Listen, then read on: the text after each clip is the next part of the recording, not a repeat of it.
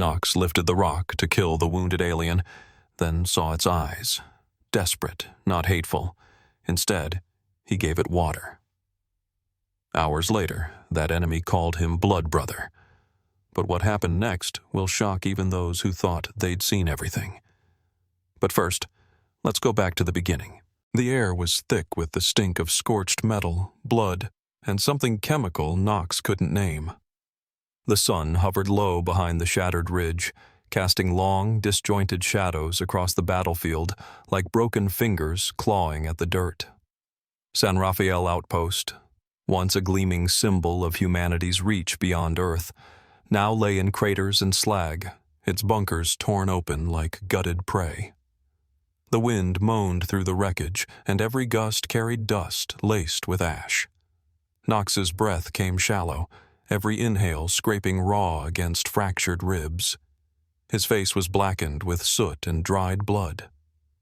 He'd pulled himself from the cockpit of his downed mech not out of hope, but because he refused to die pinned inside a tomb of twisted steel. His left leg dragged uselessly behind him, the knee swollen and stiff from impact, but he moved forward, crawling, limping, driven by the primal urge to survive just a few minutes more. He wasn't thinking about valor. There was no mission now, no chain of command. Just the dying echo of Kyle's last scream, cut off mid-breath as the Threx warrior tore through him like paper. Just the silence that followed, louder than any bombardment. And the hate. The Threx had always seemed like something out of a nightmare, flesh sheathed in armor that looked grown, not forged, faces concealed behind bone-like masks with slits of gold for eyes. They didn't speak, didn't negotiate. They arrived, they killed, and they vanished. No mercy, no prisoners. Knox had imagined dying in many ways, but not like this. Half-conscious, crawling toward a broken water pump in a crater that stank of ozone and ruin. He didn't see the movement at first, just a twitch, a shimmer. Then it emerged from the dust. A Threx, wounded, lurching. Its left arm was mangled, bone protruding through ruptured plating. Acidic blood had scorched the dirt in a jagged trail behind it. He froze. The creature was dragging itself toward the same pump, one claw at a time, movements halting, desperate. For one horrifying moment, Knox's mind screamed trap. Then he saw its eyes. Glowing gold, not with hatred, but with pleading. It was dying. Alone. Knox's fingers closed around a jagged stone. His chest burned from rage and broken ribs. He could kill it. Make it fair. Balance something in the universe. But he didn't.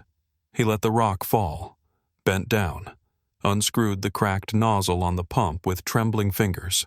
Cup by cup, he gave it water. The Threx drank in ragged gulps, no words, no threat, just need. And then it collapsed. Knox sat beside it, staring into the settling dust, unaware that the war had just taken a breath. They found him crumpled against the blackened bulk of the alien, one arm draped loosely across its plated chest as if in solidarity or defiance. Knox didn't wake when the rescue medics hoisted him onto the stretcher. His pulse was thready, skin pale, lips cracked, but his other hand still clutched the empty canteen. He had drained it entirely.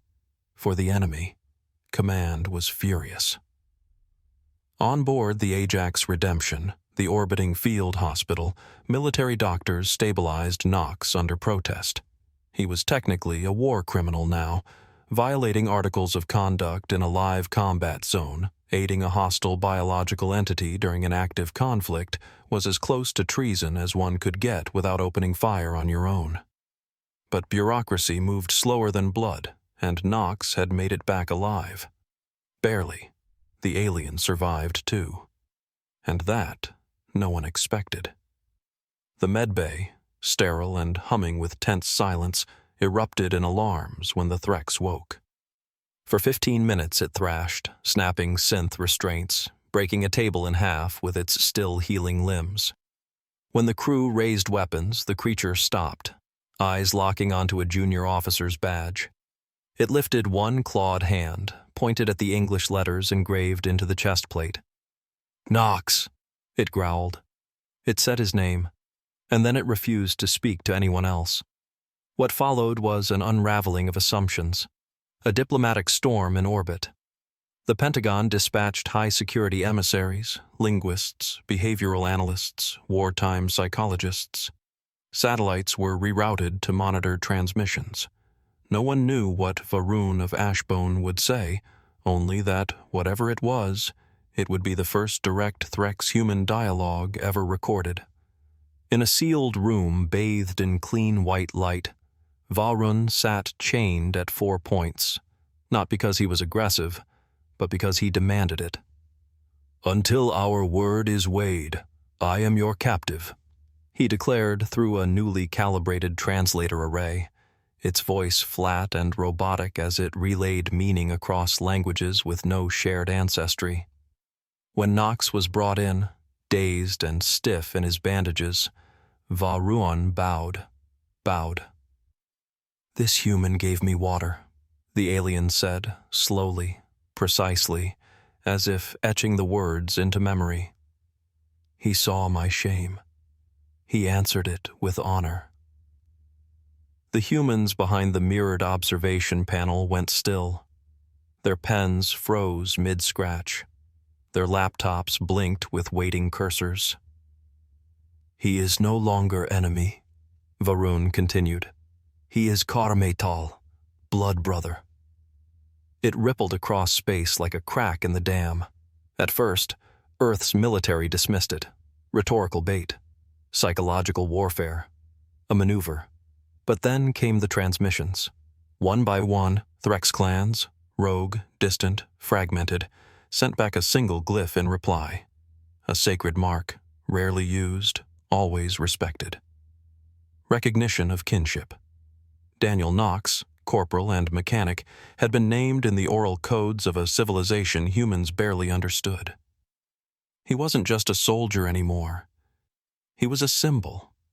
And in the far reaches of space, across comets and moons and lifeless red plains, the war began to shift, without a single shot fired. Silence swept across the war fronts like a breath held between storms. The Threx, bound not by a single empire, but a latticework of honor clans and ancestral pacts, began issuing ceasefires. No orders, no treaties. Just silence. Deep, unbroken, intentional. Units that had once torn through colonial outposts with razor coils now stood sentinel, unmoving, transmitting a single phrase in rigid Threx glyphs. Respect for the water giver. In the outer systems, where humans still grieved craters and caskets, Daniel Knox's name had become more than news. It had become myth. To the Threx, he was Kael Torin, the brother of mercy. To humans, he was a curiosity, a corporal with no medals, no strategic mind, no diplomatic training, just a broken man who handed an enemy a drink. And yet, Earth's leaders had no better tool.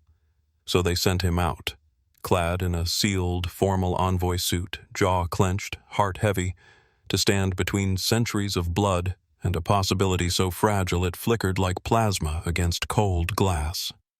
The ambush came over the dusky skies of Raylan 4, a moon laced with sulfur winds and silver trees.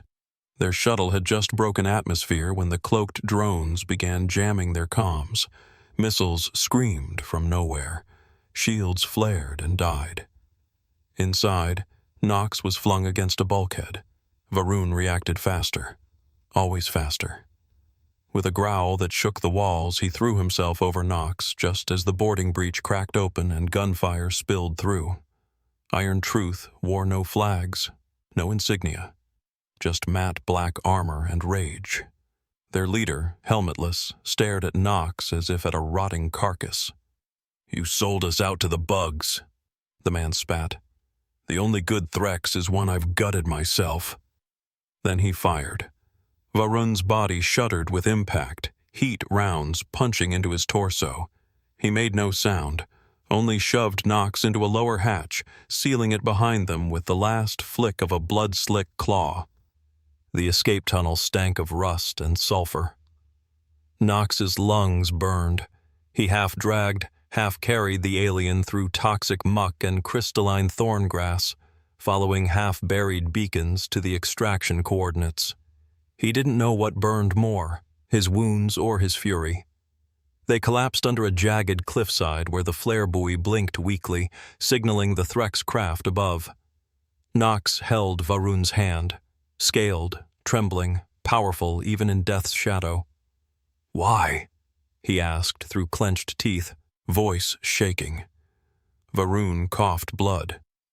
"Because I remember the water." That was all.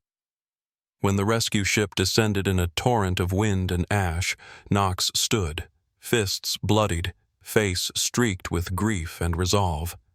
He had carried peace on his back, and now it bled in his arms. "I'll stop them," he whispered to no one. "I'll drag their lies into the sun." Varun's lips pulled into a broken smile. "Then you," he rasped, "are Threx."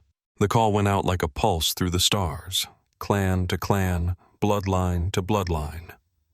Some hadn't spoken in decades, others had waged civil wars of attrition in dust-choked moons or ancient asteroid cathedrals.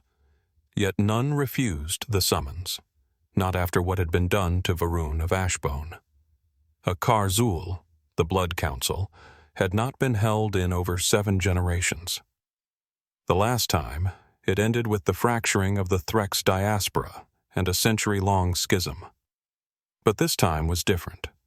This time it was not a Threx voice that called for unity.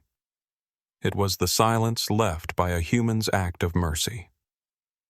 The council convened on the sacred plain of Yalar Then, beneath the black spires of a sunless world.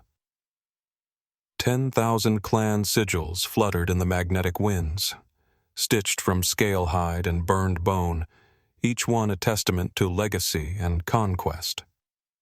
Warlords stood in jagged ceremonial armor, their bodies etched with histories in scar tattoo script, their jaws locked in ancestral clamps of silence.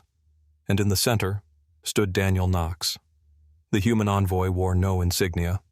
His armor was patched with emergency seals and field dressings. No ceremonial blade hung at his hip. Only the dented canteen from San Rafael, now polished and tied across his chest like a relic.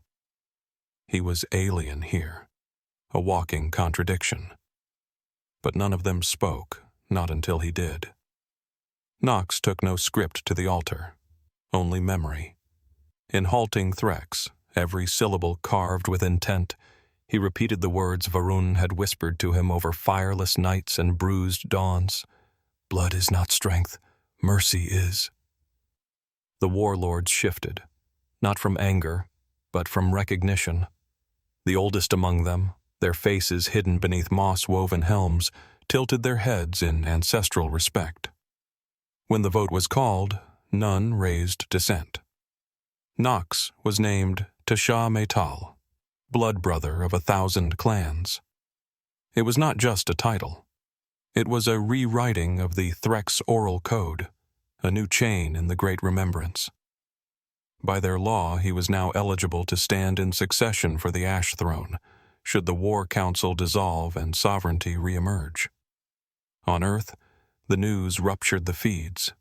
Commentators raged, patriots howled. And yet, others wept. For the first time in generations, they saw the shape of peace. But Nox ignored the noise. He kept one promise. He bore Varun's body to Ashbone, a world carved from obsidian canyons and glowing lichen. Alone, he built the pyre. He lit it with Threx firewood and stepped back as the flames consumed armor, bone, and blood once shared. And when the wind carried the smoke into the sky, Threx voices, thousands of them, chanted as one. He shared his water. That moment marked the end of war. Not with treaties or signatures, but with silence that echoed longer than gunfire. In the years that followed, they would speak of him not as a hero, but as a turning point. Not a conqueror, a brother.